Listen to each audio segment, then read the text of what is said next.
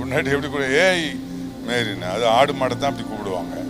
நீ என்ன மனைவியும் அப்படி கூப்பிடுற?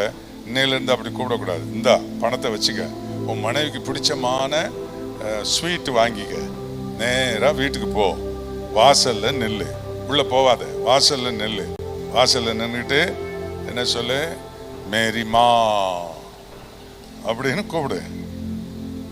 அவ ஒரு தடவை கூப்பிட்ட உடனே அவ பதில் கொடுக்க மாட்டா. நீ கொஞ்ச நேரம் அமைதியில் இருந்துட்டு திரும்ப கூப்பிடு, என்னங்க அப்படின்ட்டான், நான் ஜெயிச்சிட்டேன், நீ ஓடு. அதே மாதிரி இவர் போயிட்டு மேரிமான் இருக்கு, அவ உள்ள உட்காந்துக்கிட்டு, என்ன இப்பதான் 2 மணி நேரம் தான் ஆயிருக்கு நடந்து, என்ன இவ்வளோ கோபமா போனாரு, இப்போ இவ்வளோ பணிவா வந்திருக்காரு அப்படின்னு அவ யோசித்துக்கிட்டு இருக்கும்போது 2வது மேரிமான் அப்படின்னா அவ என்னங்கன்ட்டா.